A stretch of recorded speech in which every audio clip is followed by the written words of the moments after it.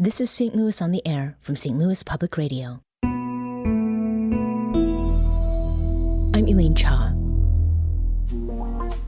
Last year, Global Foods Group partnered with the International Institute of St. Louis to put together a cookbook full of recipes of dishes from all around the world that reflect the cultural richness of the St. Louis area. The intention was to help raise money for the International Institute and to encourage the sharing of meals and stories from and with STL food lovers. Recipes were submitted and considered in 2023, and just last Thursday, the Global Foods Market Cookbook hit shelves at the Global Foods Market in Kirkwood. Here to talk with us about the cookbook and the fruition of all those efforts, we have Shayn Prapaisilp, Chief Operating Officer of Global Foods Group. Shayn, welcome back to St. Louis on the Air. It's wonderful to be back. Thanks for having me.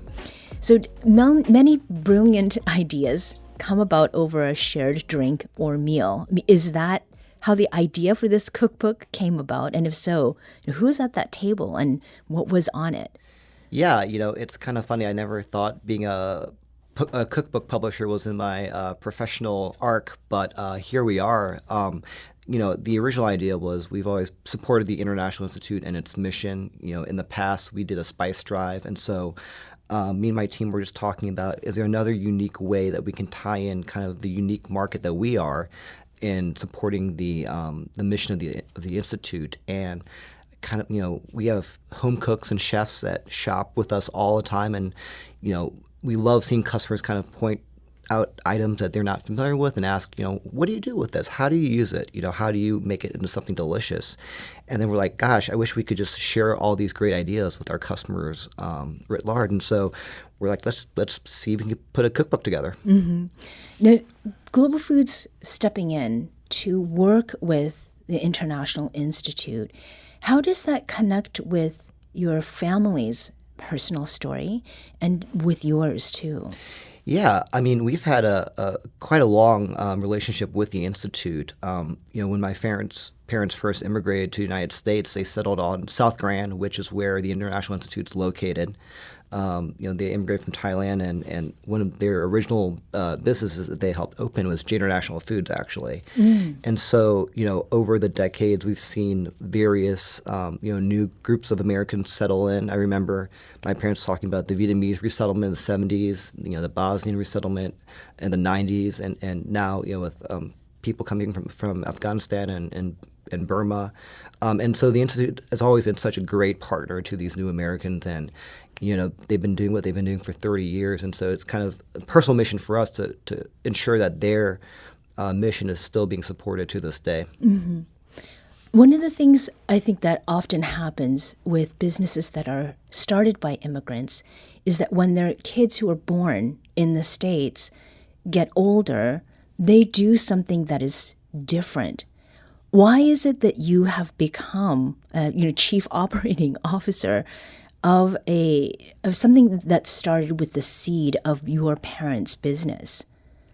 Yeah, I think when they started the business, they were primarily catering to those immigrant communities. So they would be selling rice stick noodles to Vietnamese folks or aviar to the Bosnian community. And I think it's kind of the way that food is looked at now in an American lens of it being what is considered quote unquote American food. Mm-hmm. And I think that gradual transformation is kind of what moved us from what we thought was quote unquote an ethnic market to just an international grocery store, yes, but people are willing and excited to try foods and ingredients that they may not either be familiar with, and in turn those foods become kind of part of the American, gastronomy overall. Mm-hmm. And so for us, it's just another opportunity for us to share and to invite more people to shop with us, even though, if they grew up kind of eating quote unquote, mashed potatoes and meatloaf.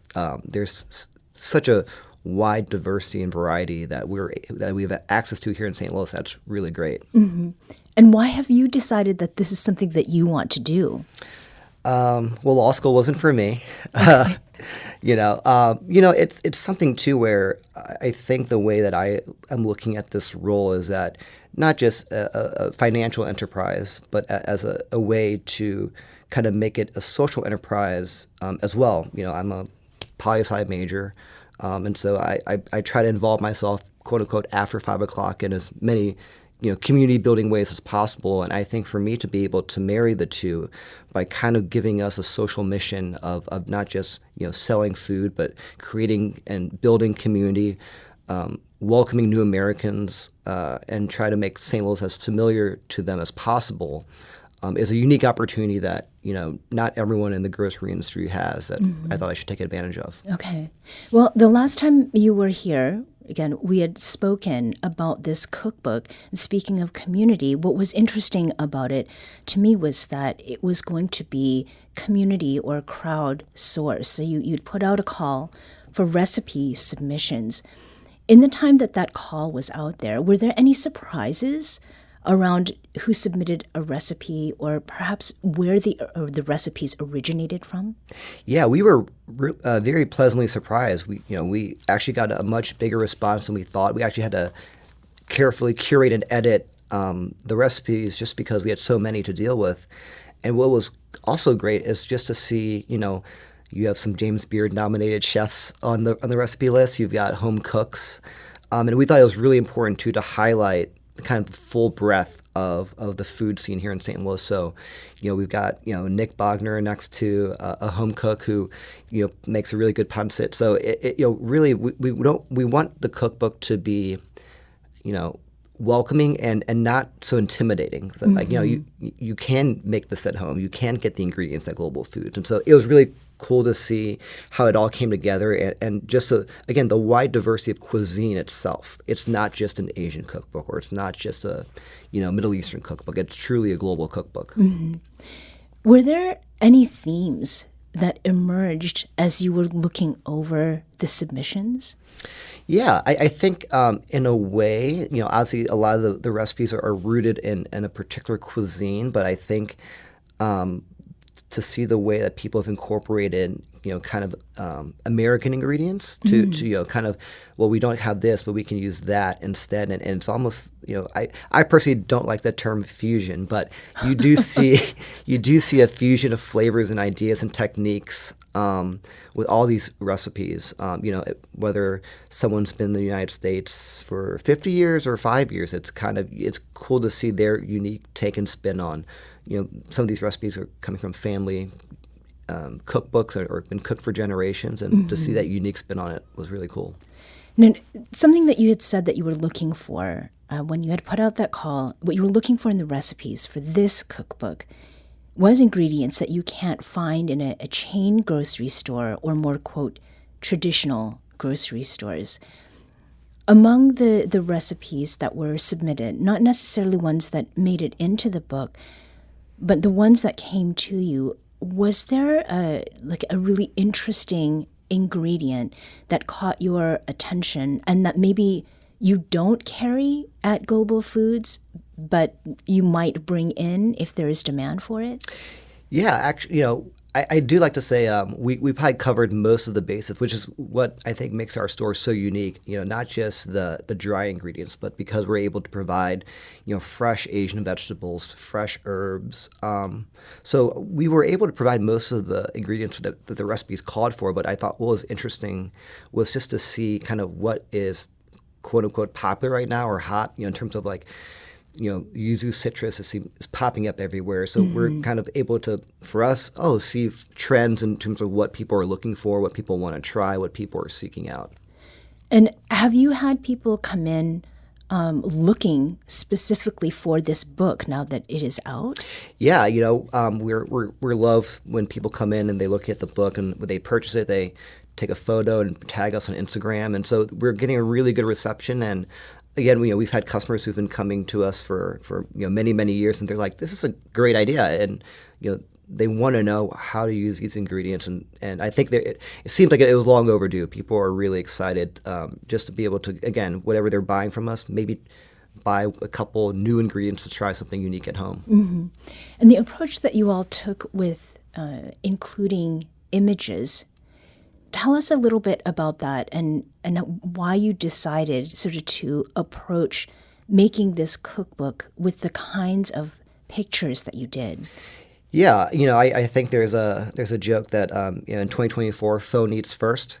So I think the visual tapestry, because I think so many of these dishes are just so vivid when you see them in person, and um, to be able to kind of visualize what the dish is supposed to look like. Again, I've seen recipes where I'm following it, and if it's something I haven't made before, I'm like, okay, I follow the steps, but is this what the author intended? And so, we worked with a great photographer, R.J. Hartbeck, and we were, invited into people's homes and professional kitchens and to take photographs. And it's really neat to see. I know all the people who submitted their recipes were just extremely proud that we were able to capture that visual essence. And the other part of this, stories, is a really big part of what is in this book.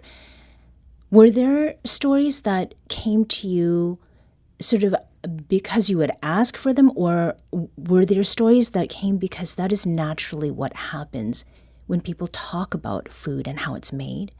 Yeah, I mean, everyone's narrative was so compelling that it kind of made it really difficult to pick one recipe over the other because, when someone's willing to share something, I think it's a very personal thing. They're kind of sharing part of themselves. So, a lot of talk about, well, my grandma used to make this for me, and it's so important that I continue to make this now, or now I'm able to serve it in my restaurant to the community at large, and it's kind of like feeding my family every day. And so, yes, I mean, we would get paragraphs on paragraphs, and so to get their words into the page was extremely important for us.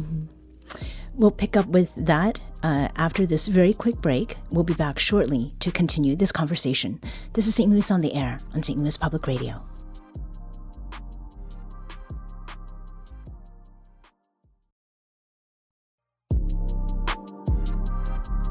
Welcome back. Shayn, before the break, we were talking about stories, and that really stood out to me. And the first recipe is one that makes me think of a recipe that's been passed around in the last year, which is Marry Me Chicken. But here it's Marry Me Bacon Pot Pie. Tell me about this recipe and why it was that you chose this. Yeah, well, Chef Victoria Pilat has been shopping us for quite some time. She's extremely talented and cooked in kitchens all over St. Louis, and so we wanted to kind of showcase her recipe just because I think it's something where we started off with something really approachable. I think everyone kind of knows what a pot pie is, and bacon is almost it's had its moment in the sun and still continues to do so. But it's just fun, it's something that's approachable, it's familiar, but in a way it's kind of chefed up and made it in a unique way, and the ingredients, the ingredients are very approachable. So just to start off and make sure we get people past the first recipe, past the first page, was something really neat. And there are many different kinds of bacon from different places, right? Definitely. I mean, and we have, obviously, with just different, quote unquote, if you don't eat pork, you can get turkey bacon, you can get beef bacon. But even in our store, we've got, Eastern European bacons, which are, nice and salted.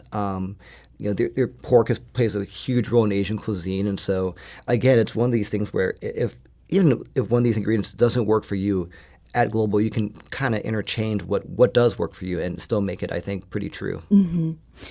Another recipe that caught my eye, it was less about the dish itself, but the description. And this is a chicken curry from Chef Adam Lambay, whose father's Indian and his mother is German-Irish. So talk with us about sort of what makes this, to you, a very St. Louis diverse community's recipe and story. Yeah, I mean, I almost consider myself like a third culture kid myself. My parents being from Thailand, me growing up here. My wife is half Chinese and her father's from Southern Illinois, and so what caught my eye about this was like, you can have many parts of your identity, and some parts you can choose to keep separate, or you can kind of mix it all in and create something, a brand new culture, a brand new dish through the lens of food. And so I think that's happening more and more households in St. Louis. And it's really interesting when I see a customer's basket or cart. It may not make sense to me because of whatever if they're the way they grew up. I'm like, it makes sense to this person. That's super neat. And I'm like, I wish I knew what they were making at home, because you wouldn't kind of think that these things go together, and then you kind of have this kind of chicken dish that marries a German and Indian experience and influence. Mm-hmm. And the additions are the potatoes and peas to that curry.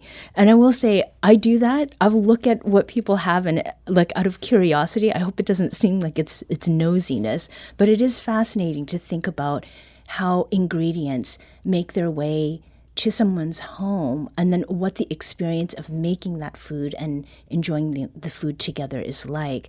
And that brings me to another dish that was submitted, I think, by someone who is not a chef. This is Ashwin Dambekodi, and the submission that came in was one that was, again, very story-driven to me, and it was about a recipe that Ashwin learned from her big sister and the kind of experience that she had with this. Was the story for this one also what drove you? And is, in fact, Ashwin just a regular person and not somebody who makes a living by cooking? Yeah, I mean, you kind of mentioned at the beginning of the segment that food is best shared. Some of the best ideas, come from sharing a meal or a drink, and people always say food can also break down barriers and misunderstanding. And kind of that story of learning it from a family member.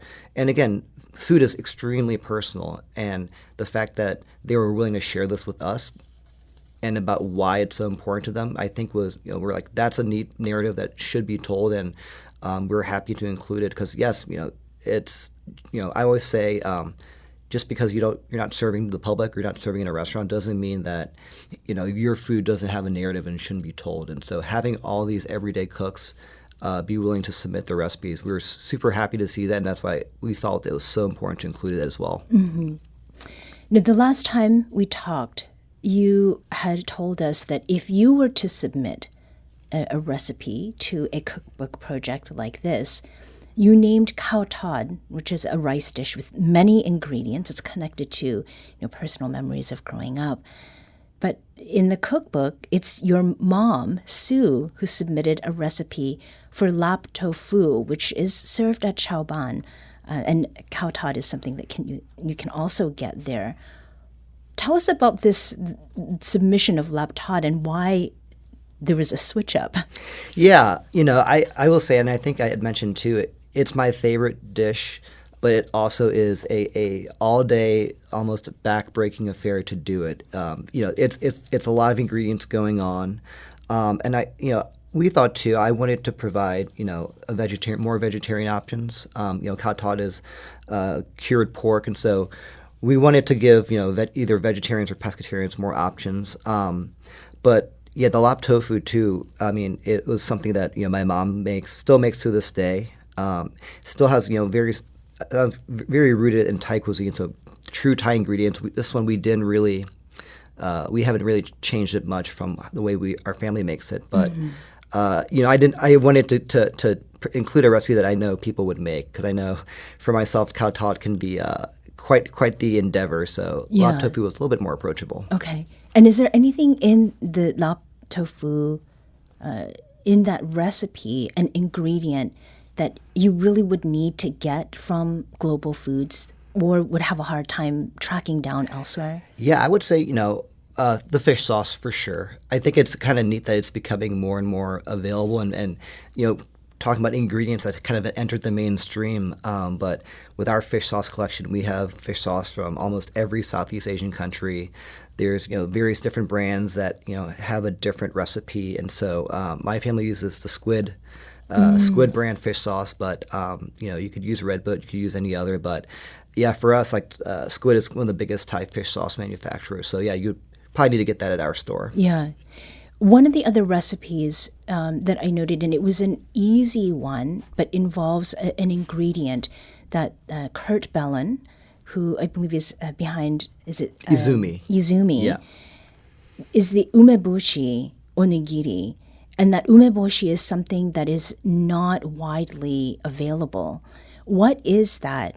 And did sort of wrapping up the cookbook with an easy recipe factor into why you chose it? Yeah, and Kurt's a good friend of mine, and he makes some of the best onigiri. Probably one of the few folks doing it in St. Louis. And he'll do different. He'll do some more familiar fillings, but the umeboshi is very distinctly Japanese. It's like a very tart kind of pickled plum, and again, it's gets a little used to, once you have it, you get used to it a little bit. But I think just having a fun snack, it's almost a carryable. You can take it anywhere with you. It's almost occupies a convenience store type of thing in Japan. And so, really you just need the filling and the rice, and pretty easy to make. So we wanted to something you can do with your kids or someone who maybe isn't as comfortable in the kitchen. And in the last 30 seconds or so, now that the cookbook is published and it's available for purchase, what do you hope that folks gain from your cookbook and what comes out of the partnership with the International Institute? Yeah, just to people to be willing to try something new. To even if you're not comfortable in the kitchen, we walk you through the whole step. So I think it's just expanding people's culinary horizons because.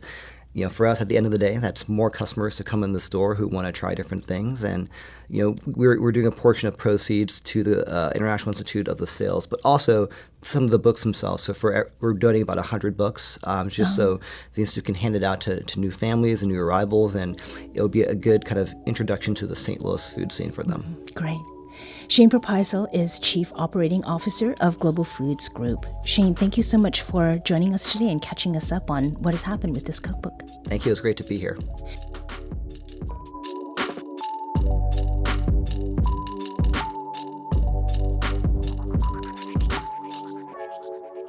This episode was produced by Maya Norfleet. With audio engineering by Alex Hoyer. Podcast design by Aaron Dorr. Our executive producer is Alex Hoyer. St. Louis on the Air is a production of St. Louis Public Radio. Understanding starts here. St. Louis on the Air proudly supports local artists by using music from Life Creative Group. Do you find yourself regularly listening to episodes of St. Louis on the Air? Suggest us to a friend you think might enjoy our conversations, and leave us a review and rating on Apple Podcasts on the App Store. It's the simplest way to help people discover our show. Thank you. St. Louis Public Radio is a member-supported service of the University of Missouri St. Louis.